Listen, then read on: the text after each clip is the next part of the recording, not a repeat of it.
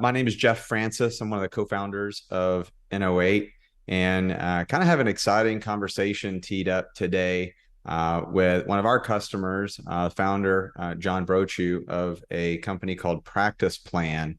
Really excited to talk to him. As you know, we work with a lot of founders that are launching new digital products, and we thought this would be a really fun conversation, a great opportunity to hear from someone who has kind of gone through that whole process pretty recently and launched a successful product, and just kind of hear some of the insights, lessons learned, and kind of interesting information from sort of what he's done so far with PracticePlan. So, hey, John, thanks for joining today. I'm really excited to chat with you. I think there's a lot of great information. We've worked a lot together, and I think there's a wealth of knowledge to sort of share. And I'm excited to chat about some of that with you today.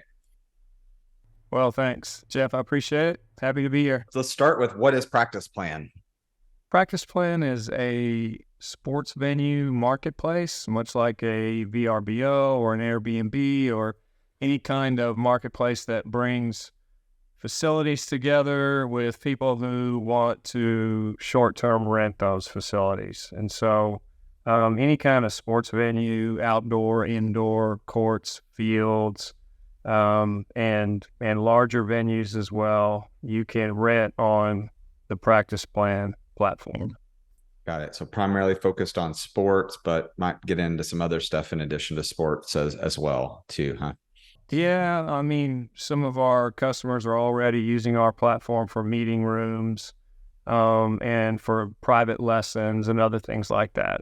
What about the idea? Like, was there sort of this moment of inspiration, or something that came on gradual, or how did you come up with the idea?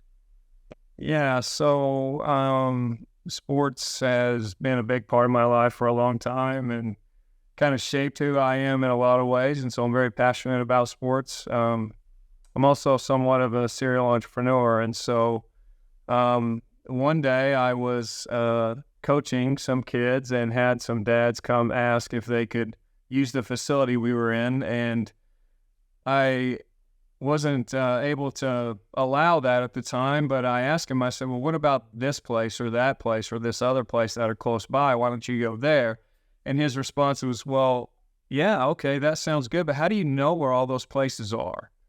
And I thought, well, yeah, how do I know? I know because I'm in the business and I was a coach for 20 years. I have 3 kids who played sports all the way up through the collegiate level. And so I just happen to know, and I know who to call and what time to call and when to be there and how to get access to those places. But most people don't. And so the next day I was sitting down at my computer actually looking to book a tee time, and I came across a site where you can do that. And you can book it online. You can see everything in your zip code or your state or other states. And it just kind of hit me, wow, we really need something like this for sports venues, for really all sports. And I understand the pain of trying to find places to practice as a coach or as just a dad who wants to go play with your kids. And I also understand the pain of trying to schedule people who are trying to book your place, and how do they find you? And so that's kind of what inspired the idea. Interesting. Yeah. Hearing you talk about that, there's certain elements that I hear that I've seen be key ingredients for other startups that have been really successful. Like, one of them is that, you've started other businesses and had success with other businesses before, right? So I'm sure that experience serves you well, with launching PracticePlan. The other one is that you've experienced the pain that you're trying to solve yourself, right? It's been something that you've been involved with. You have a unique view of that problem or that space, and you probably, I would imagine, have access to clients, relationships with potential clients. And it's funny how oftentimes those sort of set of ingredients show up where, there's an outsized chance of success in launching a product. So it sounds like a lot of those are at play with PracticePlan. That's really true. And, relationships are so important. And early on, I had a lot of discussions with people in the industry, whether that be, owners of facilities or school administrators or athletic directors, and, how are they renting out their assets now, and how are they doing it, and understanding that process, and going through that exercise was really eye-opening as to how big the need really is. And you may have touched on this a little bit, right, in your sort of overview there, but like, what do you believe is the actual problem or the most compelling problem that is solved by Practice Plan? For facilities, there are a lot of the issues with the facilities that rent out their assets relate to their process. And it's not a broken process, it's just an inefficient process. And it takes people and time and handling money and things that are not the most efficient that our system now takes care of for them, which they don't necessarily know that there's a better way to do it. And so we're able to point out some things to them that they go, wow, you mean I don't have to touch that reservation in all these different ways before it's made, and I don't have to handle paper, and I don't have to handle money, and those things are just attractive to business owners because those are the things that you don't want to get bogged down in the weeds with. Even things down to answering the phone, taking endless calls, questions about the facilities, things like that. It's a little bit more self-serve, right? Where those users can get better information when they want it. And it's not requiring somebody to answer the phone and repeat themselves, over and over and over again. Yeah, and another piece of that is just the exposure. Some of these facilities have, top-notch facilities, and pro-level stuff. And they could rent them out 50 to 100% more than they are now. And there's a lot of revenue there that they are foregoing just because people don't know that, one, they rent them out, two, where they are, and three, who to call and how do I get access to it. And so we're providing that also. And along that lines, like let's talk about like who is Practice Plan for? Because one of the things that's unique about this product is it's sort of a marketplace product, right? So there's multiple actors or multiple types of users. Can you talk a little bit about who are the different types of people that use this, maybe in the different functions? Yeah. So when you think about a community, you just, take a zip code or take a city.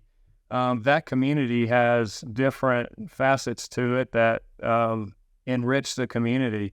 And that is the schools, the churches, the municipal facilities, as well as the private facilities that are privately owned.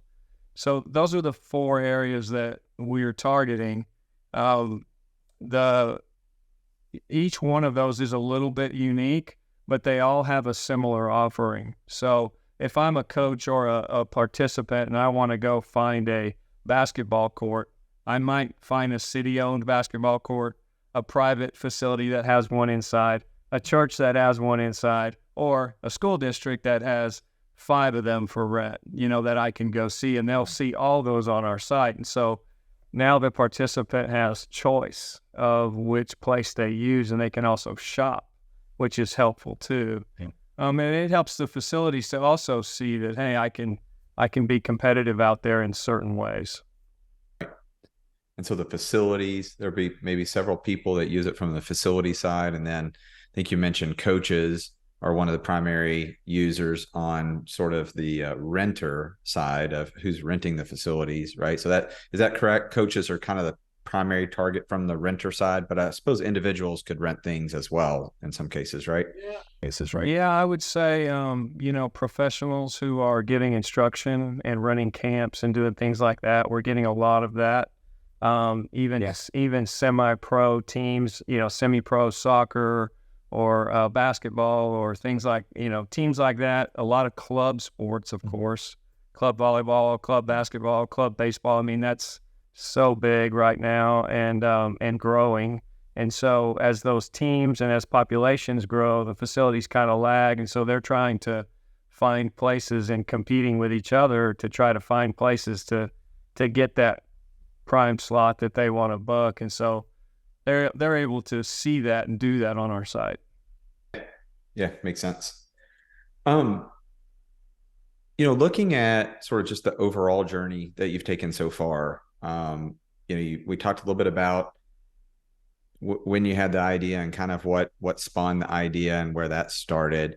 Could you talk a little bit about like sort of the path you took to actually get to building something and launching it? Yeah. Well, everybody thinks their idea is a great one, right?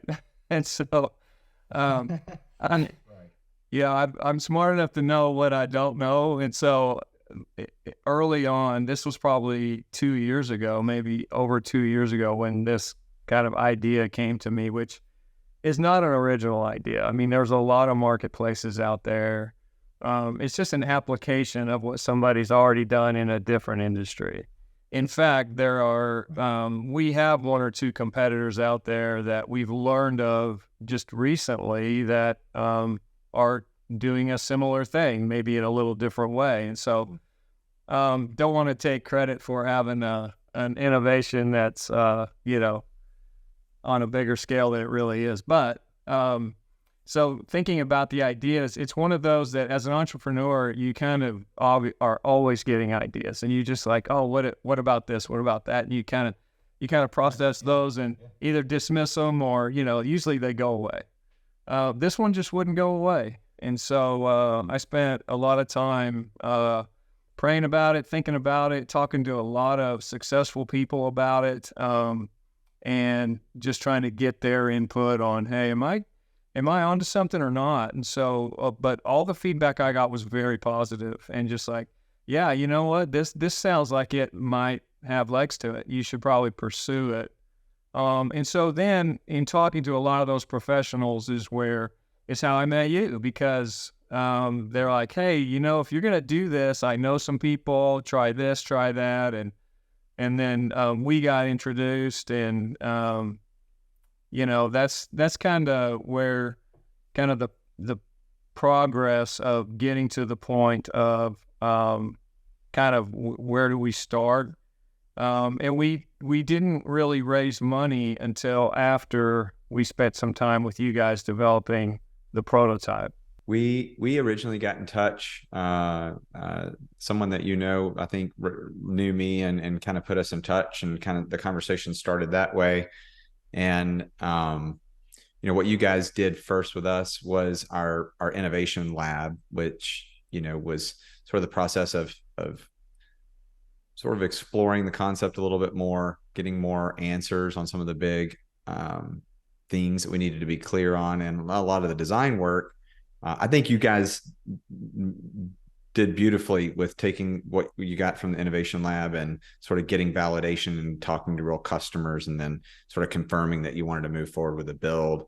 If we think back to when we did the innovation lab with you guys, what comes to mind for you in terms of what was the biggest value or the biggest problem that you got solved by sort of going through that front end process first before building?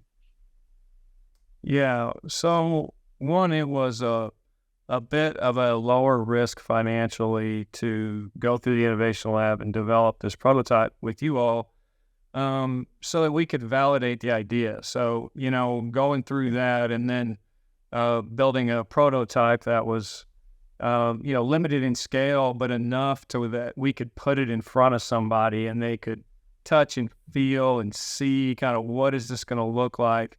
And how does it work? Because a lot of times ideas, conceptually in someone's head work, but sometimes it's really hard to see, what that's really going to look like. And so having that prototype built was really valuable. So we took that and we went out to many, many different areas that we just mentioned, churches, municipalities, school districts, private facilities. Yeah. And we got feedback from them. Hey, would you use this? What do you think about this? What does it need? And so the feedback was very positive, and that created a launch point for us then to go out and say, okay, now we're going to raise some money and we're going to actually build this product because of the feedback we got back. And that probably took, and we spent some time contemplating the whole thing. And so that whole time frame was probably 9 to 12 months that we went through. Yeah. Yeah. And I think, that's something that can be underestimated a lot of times, right? Is, when you share, what I see a lot is people will share an idea about a concept or something they think is valuable or that should be done. And it's sort of an echo chamber of friendly voices, like friends and family and people that don't want to hurt your feelings. And so what's great about taking that prototype or taking something that's a little bit more clear about what it is and putting it in front of real potential customers and getting that feedback. I think in y'all's case in particular, I remember y'all got some really great, interesting new feedback that kind of brought some new thoughts to the table that had to be considered before you moved forward on the build. And so I look back at that and I think that was a really great way to do that, right? So yeah, there were just a lot of things we learned that we had to include that we didn't even really know were issues. And so I guess to your point, it was really helpful. Yeah, I think so too. I'm not sure how many other different potential partners or vendors you guys looked through, but was there anything in particular that looking back kind of stood out about ENO8 that you appreciated or you felt like worked well? Yeah, well, I mean, I think I mentioned this earlier, but to me, when you're in business with someone, the relationship is so important. I think the authenticity of you guys, the humble way that you guys go about working with your customers and trying to help us succeed, I think was extremely valuable. I can see that right away. I can see it in you, Jeff, and your staff. I mean, it's important for me to have a partner that we trust and that we know has our best interest in mind. And you guys have proven that. And so that's kind of how we chose who we were going to go with. And honestly, your resources are good and great, actually. And we benefited from that greatly so far. Appreciate that. And we'd like to think so. And, it's funny, like authenticity is one of our core values. It's something that is important to me personally. And, I'm glad to hear that's sort of an experience you got from the entire team. So that's terrific. If you were to talk to somebody that was in the sort of the early stages and they were sort of debating, is the innovation lab, sort of the way I should start out, or is that a good first move? Like, what would be your advice to them, or what would your input be about that to them? I would say for sure go through that process. Even if you're much more tech savvy than somebody like me, I mean, who has been in service businesses and, financial businesses and not completely understanding all the tech part behind it and the development part. I mean, but even if you do understand all that, I think going through the process of that kind of short-term build and seeing, the validation that comes or doesn't come from that, it also might give an owner, founder some ideas for how to move forward or maybe how not to, and save a big bundle of hiring people and developers and getting way down the road and then figuring that out and having wasted a lot of money. So I think I would definitely encourage them to go through it. Yeah. And I think that's something that people miss, right? Like when you come out of the lab, you're not obligated to build it yet at that point, but you have much better information. And, when you decide to move forward with a build, I feel like in those situations, the risk is reduced a lot from what happens a lot where people have an idea of what they build. They go talk to a dev shop and say, I want you to build this. And they say, yes, we'll build it. And they jump right into building it. Right. And you don't typically get a lot of answers to important questions until really late in the process. And that can be really painful and expensive and stressful. And So I think again, I think that's why we like starting with the innovation lab. And I think you guys taking that time, after the lab, validating, considering some more stuff, and then moving forward. That's sort of in my mind, at least a textbook way to approach it. So I guess to wrap up, John, thanks again for joining today. It's been a good conversation. I appreciate you investing the time just to share your experience and hopefully help some other folks that are kind of looking at sort of the same type of process that you've experienced. So I guess in wrapping up, where can people find out more about Practice Plan? Let's sign up. Like maybe, I don't know, I'm not sure if you're active on social media. Where can people find you? Yeah, we have, of course, our site is www.practiceplan.io. And you can go on the site, you can sign up as a facility or a participant on the site. There's also a email up in the right-hand corner under the need help. If you want to send an email, you can always send an email to me too, john.brochu@practiceplan.io. And we'd love to help you figure it out. So please do that. All right. Well, thanks again for joining, and good luck with sort of the next stage. We wish you guys a lot of success. I know you guys are already getting a lot of facilities on the platform, and it's pretty exciting. So keep it up, and we're rooting for you. Yeah, thanks. It's been a lot of fun.